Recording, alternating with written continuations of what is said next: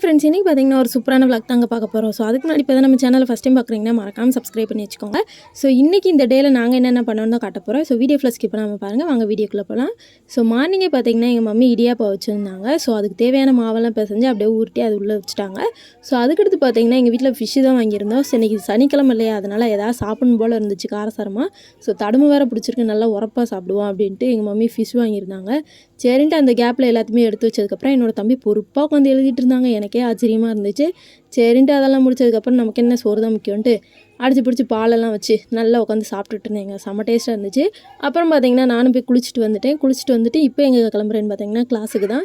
So இன்றைக்கி ஒரு நாள் கிளாஸ் இருக்கும், நாளைக்கு பார்த்தீங்கன்னா லீவு. அங்கே போய் எல்லா ஒர்க்கும் முடிச்சுட்டு வர வழியில் பார்த்தீங்கன்னா கொய்யாப்பழம் வித்துட்டு இருந்தாங்க. ஸோ நானும் என்னோடய ஃப்ரெண்டு தான் வாங்கினோம். வாங்கிட்டு அப்புறம் பார்த்தீங்கன்னா நடக்க ஆரம்பிச்சிட்டோம்.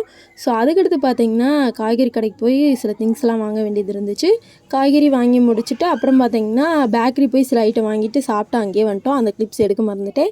ஸோ அப்புறம் பார்த்தீங்கன்னா நடந்து போனீங்க, வெயில் செம்ம வெயிலாக இருந்துச்சு. ஸோ வீட்டுக்கு வந்ததும் பார்த்தீங்கன்னா எங்கள் மம்மி மசாலாலாம் தடவி மீனுக்கு வச்சுருந்தாங்க. ஸோ பார்க்கவே செம்ம சூப்பராக இருந்துச்சு.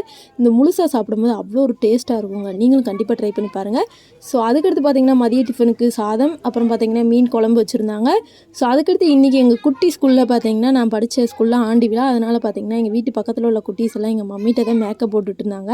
ஸோ அது பார்க்கவே நல்லா இருந்துச்சு. நல்லா பட்டுப்பாவடெல்லாம் கொடுத்தி நாங்கள் பழைய மெமரிஸ்லாம் வந்துச்சுங்க. ஸோ அதையும் பார்த்துட்டு அப்புறம் பார்த்தீங்கன்னா இருக்கிற ஃபிஷ் எல்லாத்தையுமே போட்டு நல்லா தவாலை போட்டு அப்படியே பொரிச்சு கொடுத்தாங்க. வேறு லெவலில் இருந்துச்சு. ஸோ நாங்களும் இப்படியே மனசுக்கு திருப்தியாக சாப்பிட்டுட்டு இருந்தோங்க.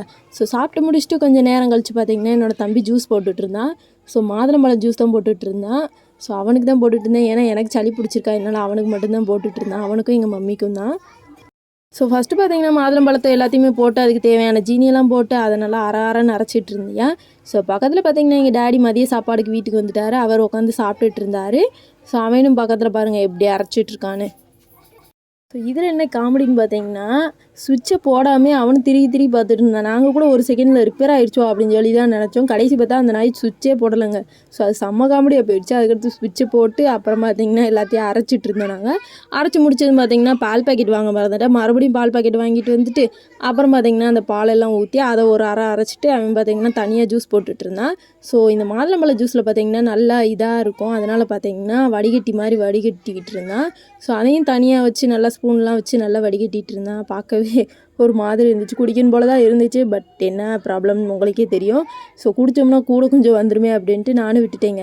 ஸோ அப்புறம் பார்த்திங்கன்னா எல்லாமே முடிச்சதுக்கப்புறம் வெளியில் வந்தது பார்த்திங்கன்னா எங்கள் வீட்டு பக்கத்தில் உள்ள குட்டீஸ்லாம் வந்துட்டாங்க. ஸோ நான் ஃபோட்டோ எடுக்கிறேன் அப்படின்னு நினச்சிட்டு அதுக்கலாட்டிக்கு வந்து என் கூட ஃபோட்டோ எடுக்கிற மாதிரி சீன் போட்டுட்டு இருந்துச்சுங்க.